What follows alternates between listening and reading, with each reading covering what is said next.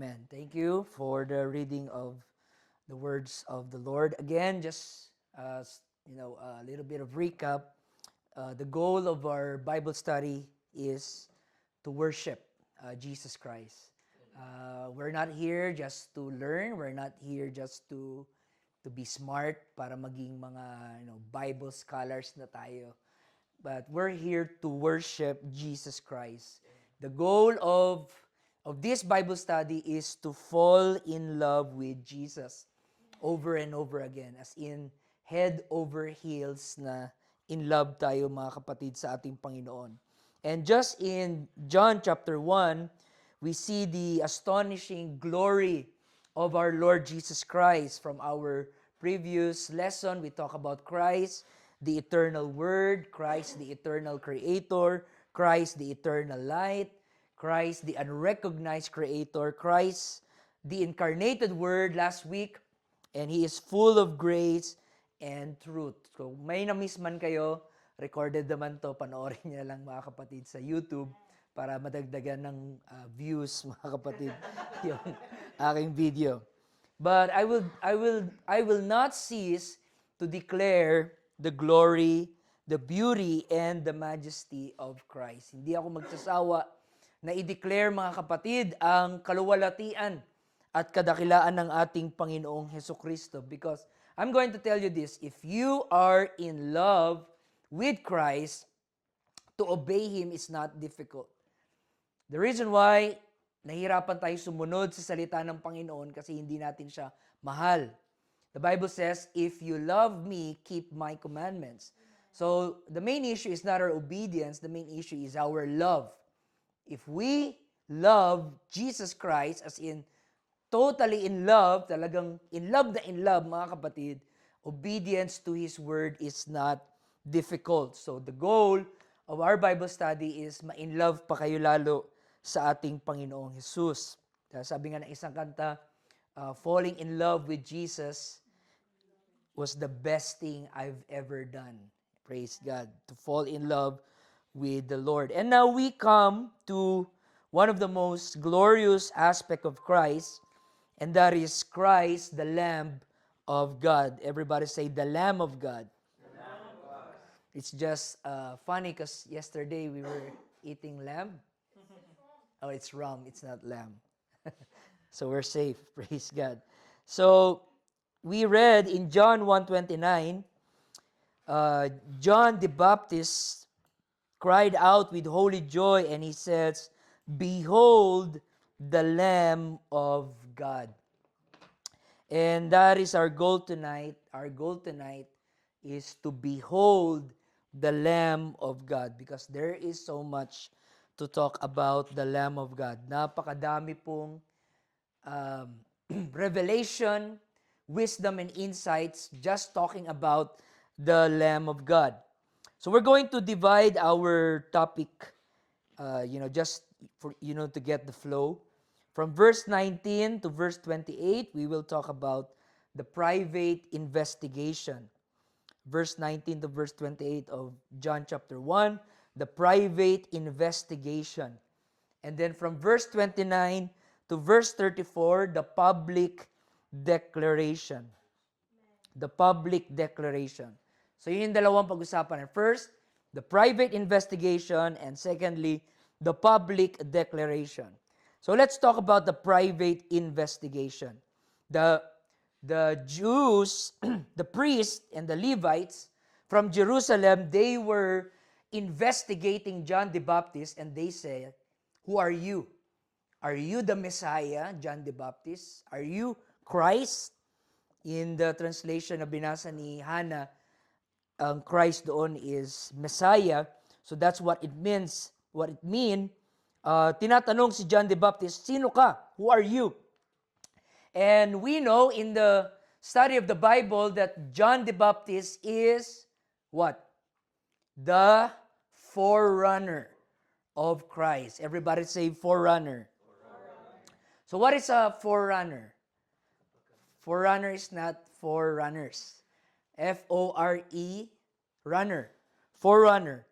What is a forerunner? Forerunner in ancient times is the king's royal herald. So in ancient time, before the king would visit to a city to parade to a certain village, the forerunner goes first. And the task of the forerunner is to announce that the king is coming.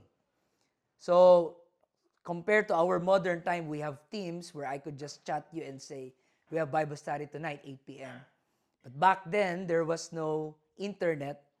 So it's just mano-mano, manual. So the forerunner starts going around the village, shouting, "Hey, the king is coming, the king is coming, prepare, prepare." He's just shouting all over the village, preparing the people. So the first thing a forerunner does is to announce that the king is coming. The second thing is to check the roads. He needs to check if the road is safety while the king is on his caravan. Nasa karwahe niya ay i-sure mga kapatid na safety yung dadaanan, and if there's like a pit or a big rock, so aalisin nyo ng forerunner just to prepare, if we could say, yung red carpet ng king, no? Yung pagparada ng hari. So he announced, he checked the roads, he removed the obstacles, and of course lastly, he prepared the people themselves. So he'll start telling the people, when the king comes, I want you to shout, I want you to yell. So kausapin niya yung mga bata pagdating ng hari, sigaw kayo ah. Kausapin niya yung mga tatay, mga nanay, when the king comes, I want you to shout and welcome the king. So that's the role of the forerunner. So in the spiritual kingdom of God, John the Baptist is the forerunner. Bago si Jesus mag-start ng kanyang public ministry, si John the Baptist muna ang nagpe-prepare ng way ng ating Panginoon. And John the Baptist he did not volunteer to be a forerunner of Christ. It's not an accident na naging forerunner siya ni Christ, but the Bible is clear that he is divinely appointed by God.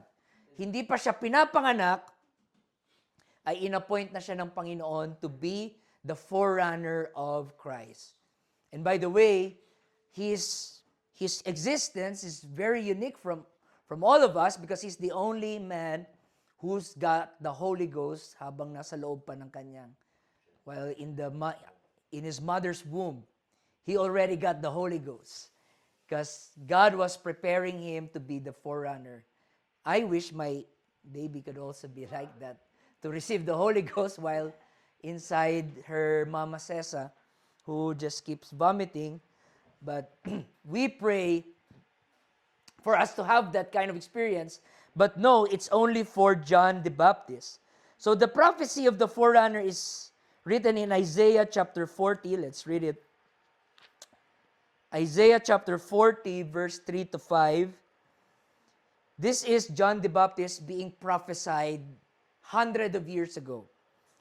It's Isaiah 43, chapter 40, verse 3. The voice of him that cried in the wilderness, prepare ye the way of the Lord, make straight in the desert a highway for our God. So look at here how he prepares it. Every valley shall be exalted, every mountain and hill shall be made low, and the crooked shall be made straight. Kasi nga, dadaan ng hari, yung mga sira-sirang daan dapat maayos, and the rough place plain, and the glory of the Lord shall be revealed, and all flesh shall see it together, for the mouth of the Lord hath spoken it. That's the prophecy, that one day there is a voice coming out from the wilderness, preparing the way of the Lord. Now let's look at the fulfillment of that in Matthew chapter 3. Kailan to nangyari? It happens in Matthew chapter 3, verse 1 to verse 3. Brother Rad, can you please read it? In those days come John the Baptist, preaching in the wilderness of Judea, and saying, Repent ye, for the kingdom of heaven is at hand. For this is he that was spoken of by the prophet Isaiah, saying, The voice of one crying in the wilderness, Now here's the fulfillment. John the Baptist starts preaching in the wilderness. And what was his message? His message was, repent, for the kingdom of heaven is at hand. And the people say, well, this is whom Isaiah prophesied, that there's a voice in the wilderness shouting, prepare ye the way of the Lord. And by the way, because of that preaching, because of his ministry, John the Baptist became so popular and so influential that the crowds gathered from different regions to hear him preach. We read it in Matthew chapter 3, verse 5. Then went out to him people from Jerusalem, people from Judea, and all the region about Jordan. Different people, galing sa Jerusalem, galing sa Judea, galing sa Jordan, nagbabiyahe sila just to hear this guy preach, John the Baptist. And according to Jesus, there is no one that can preach greater than John the Baptist. He was widely recognized, regionally. Mayroon siyang regional impact. No? Talagang sumikat siya, mga kapatid. And because of that, the priests and the Levites came to investigate, sino ba tong John the Baptist na to? Bakit dinudumog ng mga tao? Bakit siya sikat? Bakit siya pinapakinggan? And the Pharisees, they were afraid that, they'll lose their popularity and the people won't listen to the Pharisees anymore and the religious leaders, and now they're listening to this rugged cowboy, a man who loves to eat a locust, tipaklong, and people start to gather just to listen to John the Baptist. So in John chapter 1, this is the investigation. John chapter 1, verse 19. Who art thou? Who are you, John the Baptist? And, when you're popular, there's a temptation that you want to get the glory, right? You may say, yes, I am the Messiah. Because I won't preach like this if I'm not the Messiah. But no, John the Baptist says, I am not the Messiah. I am not the Christ. And then they ask, well, maybe you are Elijah or Elisha. Are you also one of the prophets? What did John the Baptist say? No, that's not me. And they say unto him, who art thou? Give us the answer. And what did John the Baptist says in verse 23, John 1:23? I am the voice of the one crying in the wilderness, make straight the way of the Lord, according to the prophecy of Isaiah, prophet Isaiah. And now nakita natin who are the people who sent these priests and Levites. Verse 24, can you tell me who are those people? And they which were sent were the Pharisees. It's the Pharisees who wants to investigate this guy, John the Baptist. But John the Baptist says, I am not the Messiah. And then John added, by the way, if you are threatened by me, well, someone is coming greater than me. And John the Baptist says, I baptize you with water, but this one coming, he will baptize you with Holy Ghost and with fire. And John the Baptist even says that this one who is coming, I am not even worthy to untie his sandals, to remove his shoelace. John 1:27. He it is who coming after me is preferred before me, that I am not even worthy to unloose the sandals, the shoelace. Now, just to give you a little bit of trivia in the culture in ancient times, to wash feet and to untie sandal strap is the lowest form of a slave. Back in the ancient time, there are slaves, and even though you're a slave, there are ranks of slave. You can be a slave as a farmer. You can be a slave of a babysitter kind of slave. You can be a slave doing the household chores. You can be a slave of, cleaning the house. Some of them are even for temporary, just for survival because, they're poor, they don't have anything to eat. So para mabuhay sila, nagpapaka-slave sila kasi may sahod eh. Kaya nga, yung trabaho is kind of slave din talaga yan in some sense na medyo pangit lang no sabihin. But the lowest slave, even slaves ay may rank, but the lowest slave are the slaves who untie the sandals. Dahil ang mga tao noon, naglalakad yan, nagkakabayo, talagang naglalakad sa lupa, their sandals are very dirty. And their feet are very dirty. Some of them even have animal waste at the feet of those people. So if you're a slave and you are washing feet and you are removing the sandals of your master, you are the lowest slave. And John the Baptist says that this guy, this Messiah, I am not even worthy to untie his sandals. John was saying, this Messiah, he is so holy, he is so great, he is so glorious, that even doing the lowest service by the lowest servant, I am not qualified to do it. That's what John the Baptist is saying. Kahit yung pinakamababang ginagawa ng isang alipin, hindi ako karapat-dapat gawin para sa kanya. What a humility. Because John the Baptist, you're famous. You have widespread recognition. You have public credibility. Mga tao nakikinig sa'yo. You could have even said, yes, I am the Messiah. But no, John the Baptist was so humble that he even uttered one of the most iconic statement in the Bible. What's that? He must increase and I must decrease.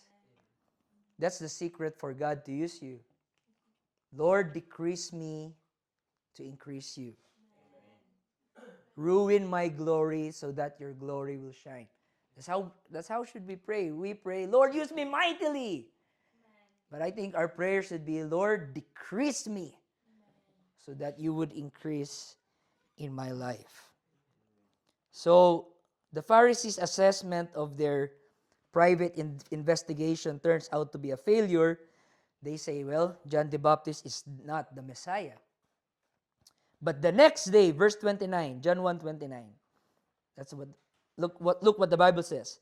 The next day, John saw Jesus. And John says, behold the Lamb of God. Now here comes the public declaration. Now this is kind of weird that we call Christ the Lamb of God. I mean, what's special about Lamb? I never heard or saw a basketball team that they call themselves Green Lambs. You can always see Hawks, Grizzly Bear, Chicago Bulls, Eagles, Thunders. Pero wala kang makitang Super Lambs. You never see. And you can never see even a brand of car. We have Jaguar. We have Cheetah. But we don't have Lamb 2.0. Lamborghini. I mean, what's special about the lamb? And, scientifically, lamb is dumb. They're stupid. They're not smart like dogs. Their smelling is, they don't have, the strong scent like the scent of a dog. That's why they don't know where is the green grass and where's the water. And they don't even have a defense mechanism.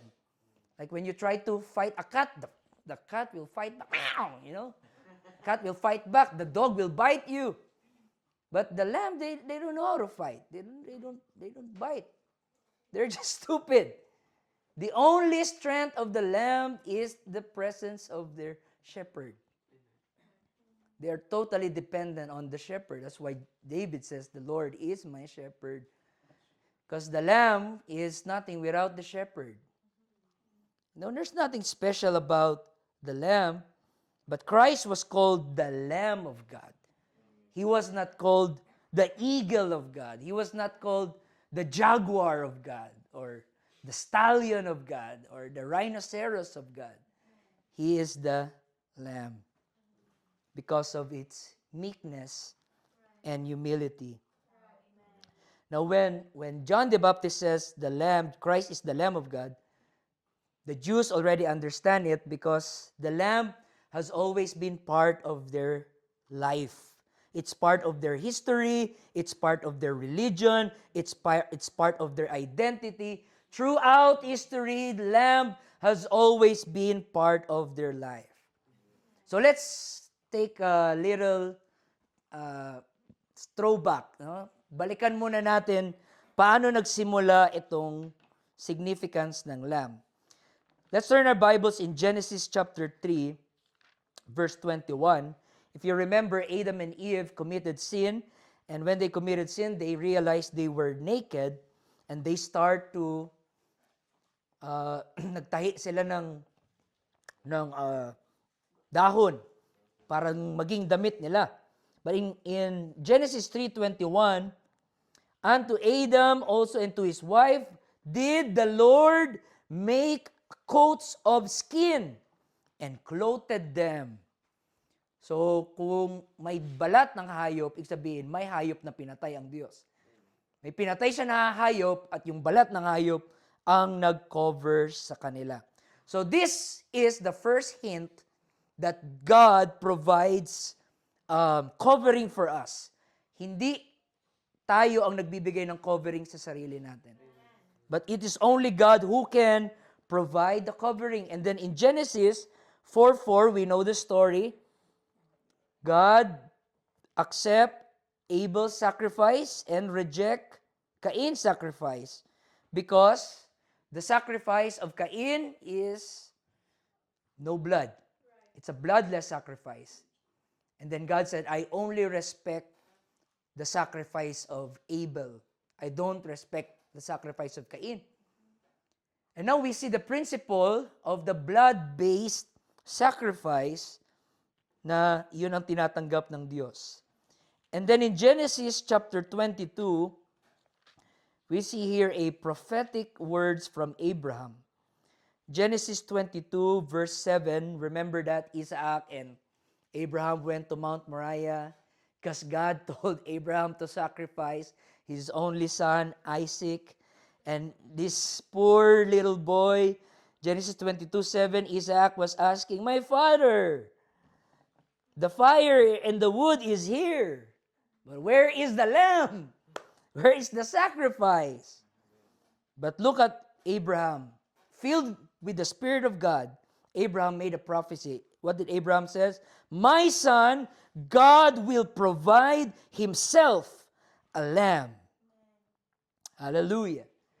And then, when Abraham saw that lamb, imbis na si Isaac ang isacrifice, yung tupa ang sinacrifice.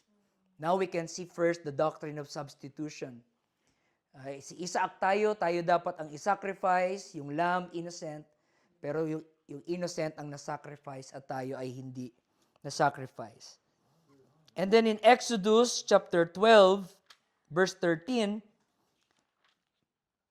remember this when God was giving an avalanche of plague within Egypt, and the last plague is the death of the firstborn. Remember that? In Exodus 12:13, what is the instruction of the Lord to the Israelites? Put some blood into your house, the blood of the lamb, and death will pass over. That's why it's called Passover lamb.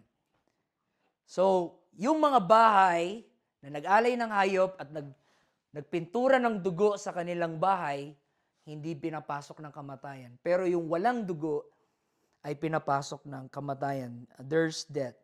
So we can see here that mercy comes when there is a sacrificial substitute. Okay? The justice of God, dahil lawbreaker ka, yung hustisya ng Diyos sumisigaw, you must be killed. Kaso pagdalaw ng hustisya ng Diyos, nakita niya ang dugo ng Panginoon. That's what the Bible says, you are covered. You are covered by the blood of the Lamb. So from that day, sabi ng mga Israelites, all right, so this is how God works. This is the plan of salvation. That you need to offer a sacrifice and there must be a blood so that there's mercy, there's covering, there's grace. And from that day on, they institutionalize it and make a system of sacrifice. We read in Leviticus chapter 17, verse 11. Can you read, Brother Raymart? Leviticus 17:11. 17, verse 11. Yeah? For the life of the flesh is in the blood, and I have given it to you upon the altar to make an atonement for your souls. For it is the blood that maketh an atonement for the soul. Here you go. Pagkat ang buhay ng laman ay nasa dugo. At aking ibinigay sa inyo sa ibabaw ng dambana upang itubos sa inyo mga kaluluwa. Sapagkat ang dugo'y siyang tumutubos dahil sa buhay. There you go. So, when we say atonement, yun ay ano sabi niya sa Tagalog? Sa ano po? Tubos. Pagtubos. Yan, kabayaran. So, when they ask you, how were you saved? Are you just gonna say, because God loves me, God cares for me, and He found me cute, that's why He saved me? No, the reason why I was saved, somebody sacrificed it. Salvation is not free. Someone paid for our salvation. That's why it becomes free. Sabi nga narinig ko lagi sa mama ni Sister Princess, walang libre sa mundo. Pag libre yan, kasi may nagbayad. Kaya libre. Your salvation is not free. Jesus paid for it. And it was a bloody process. It was agonizing, painful process para lang maligtas kang walang hiya ka. Just to save you. You know? And so, there in the nation of Israel, they have the tabernacle, and every time they commit sin, they just offer a lamb for their sins. So we have there the Day of Atonement, we have the sin offering, the gift, the peace offering, so many offering. That's why in the tabernacle, the picture of the tabernacle, it's not polished, it's not clean, it's full of blood all over the place. And imagine if you are a sheep at that time, how scary your life is. Nananahimik ka rin sa gilid, tumatay ka dun. Then kinuha ka na, pinatay ka bigla nang wala kang kamalay-malay. And imagine, there are thousands of sheep getting killed every day because of the sin of humanity. So, there's a higher chance that when you are rich and you own a farm where you can produce many sheep, then it's okay for you to commit sin. You can have just sacrifice because you're rich. But when you're poor, how can you be forgiven when you're poor? So that's why they're thinking before, the richer you are, you're saved because you have all the lambs provided. Unlimited. Gawa ka lang ng gawa ng kasalanan, marami ka namang tupay, pambayad mo. Pantubos. But Jesus Christ just slammed it down, and Jesus Christ gave a strong statement na na-offend sila. And what did Jesus says? Ang pinakamahirapan makapasok sa langit ay yung mayayaman. It will be difficult for the rich people to enter the kingdom of God. It didn't say impossible, it just said difficult. Do you want to be rich?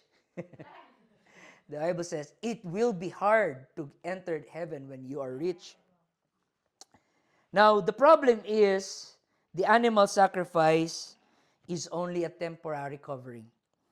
And the animal sacrifice is not sufficient to cover the sins of humanity. Sobrang tindi na ng kasalanan ng tao, hindi na kaya ng dugo ng hayop, takpan eh. Talamak ng malala eh. Buti sana kung isang tao lang nagkasala. But the whole world is committing sin against God. And the animal sacrifice is not enough. So let's go to Hebrews chapter 10. This is what the Bible says. Hebrews 10 verse 4. For it is not possible that the blood of bulls and goats should take away sin.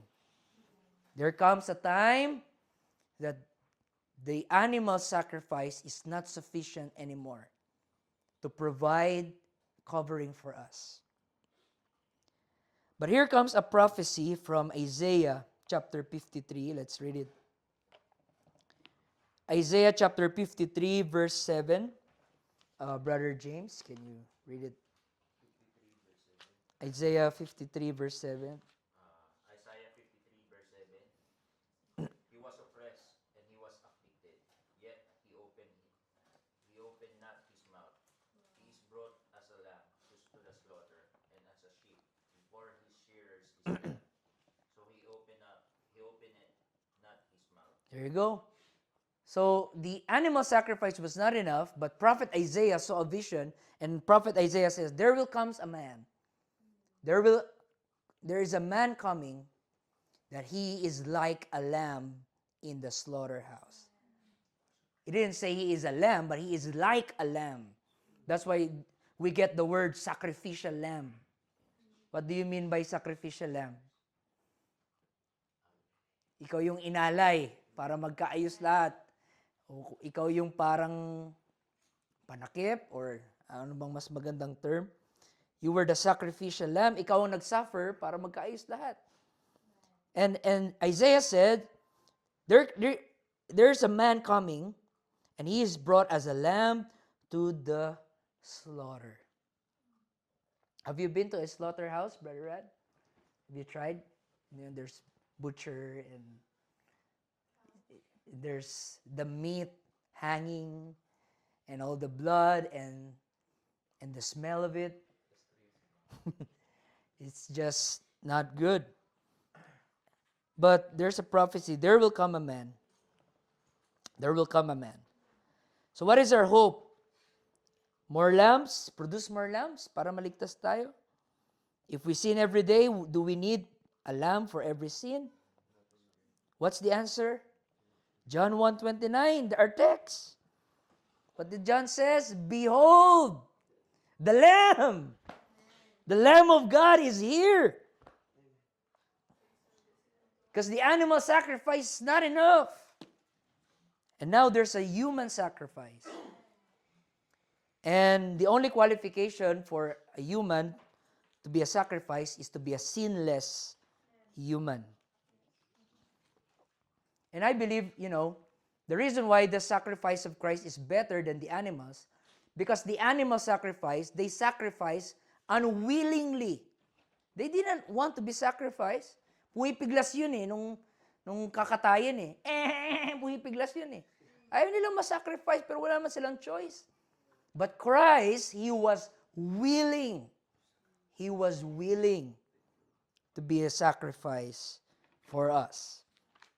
Let's go back to Hebrews. Here's a little explanation to that. Hebrews chapter 9. Bilisan ko mga kapatid. I'll be reading in NLT, okay? Hebrews 9:11. So Christ has now become the high priest over all the good things that have come. He has entered the great perfect sanctuary in heaven, not made by human hands and not part of his created world, and not part of this created world. For once for all time, he took blood into the most holy place, but not the blood of goats and calves, but he took his own blood, and with it, what happens? He secured our salvation. Glory to God. Under the old system, the blood of the goats and bulls and the ashes of a young cow could cleanse people's bodies from ritual defilement. Just think how much more the blood of Christ will purify our hearts from deeds that lead to death so that we can worship the living God by the power of the eternal Spirit. Christ offered himself to God as a perfect sacrifice for our sins. Now, if you take note of the word, every animal sacrifice is only a covering. But when Jesus come, what did John the Baptist says? Behold the Lamb of God who will take away the sins of the world. He will not just cover your sins, he will take it away. Glory to God. In Hebrews chapter 10, let me read NLT. The old system, Hebrews 10:1, the old system in the law of Moses was only a shadow of the good things to come, not the reality of the good and what Christ has done for us. So everything that they're doing in the Old Testament was only a shadow. It's only a preparation. Let's go to verse 6. No, you were not pleased with animals on the altar or with other offering for sin. Verse 7, then I said, look, I have come to do your will, O God, just as it's written about me in the scripture. Verse 8, Christ said, you did not want animal sacrifice or grain offerings or animals burnt offerings. Punta na tayo sa verse 14. For by that one offering, he perfected forever. Now you know why we don't have lambs anymore here in the church.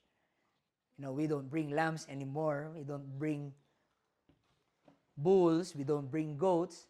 Maybe if we bring lamb, we make it adobo, but we don't make it a sacrifice for God.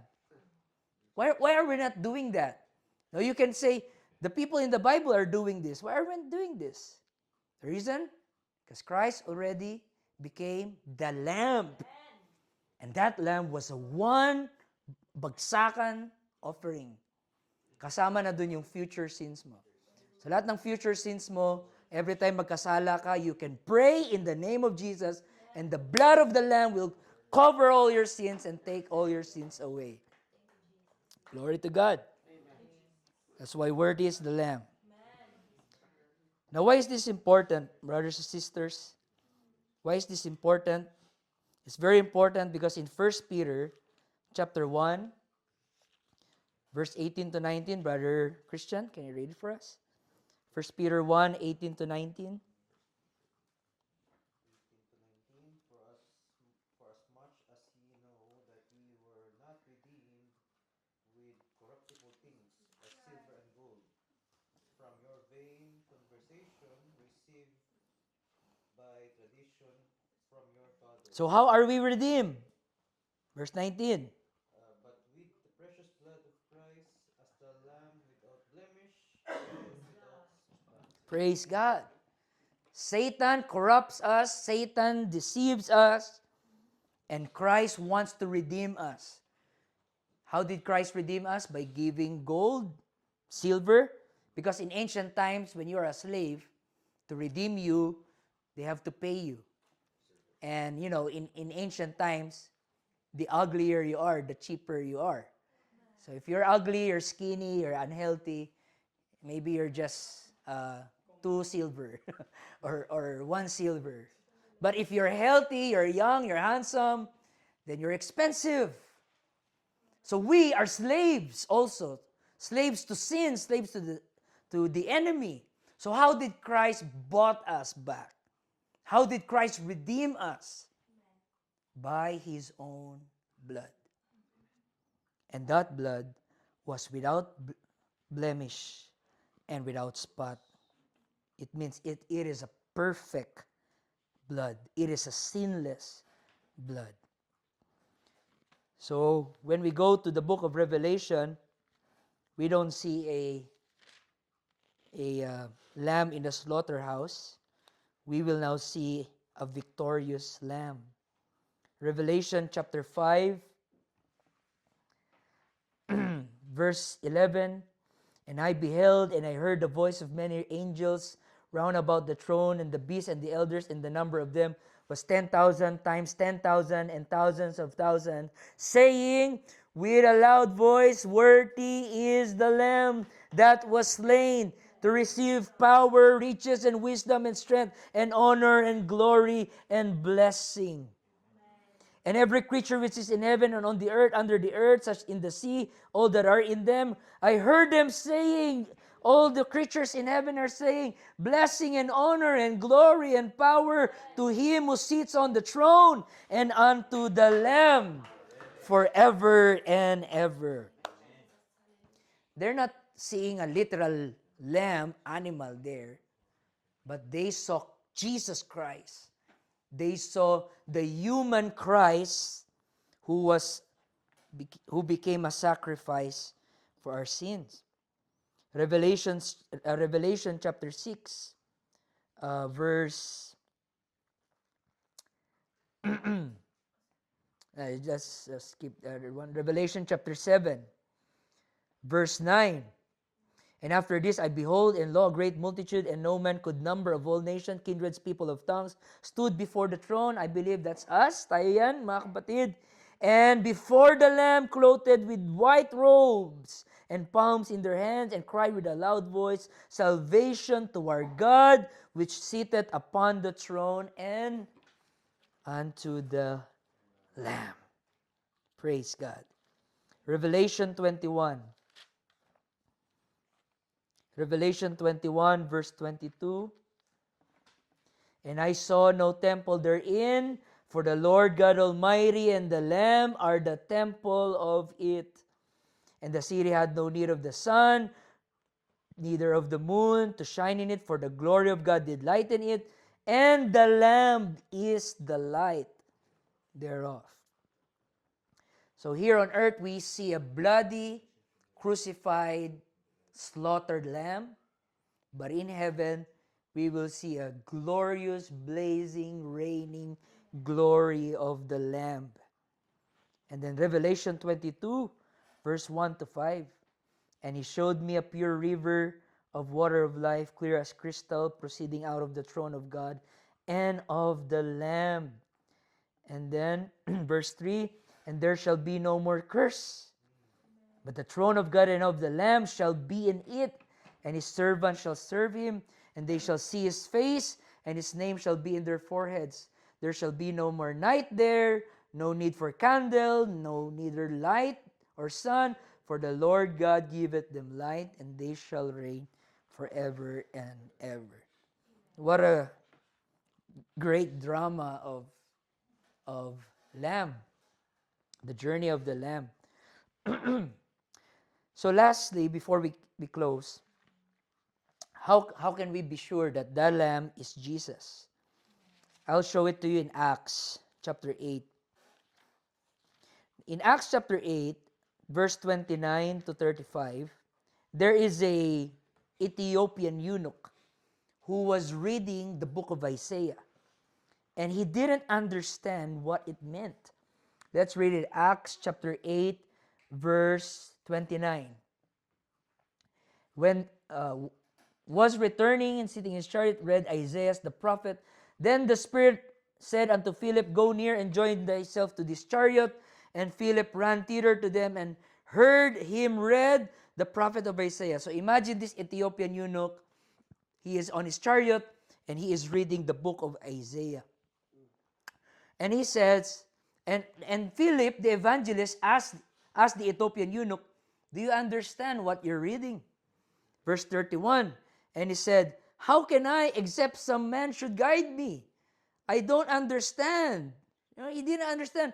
Ano bang ibig sabihin sa Isaiah? And he's reading Isaiah 53 for sure. And he desired Philip that he would come up and sit with him. Verse 32, the place of the scripture which he read was this. Ito yung binabasa niya. Isaiah 53:7.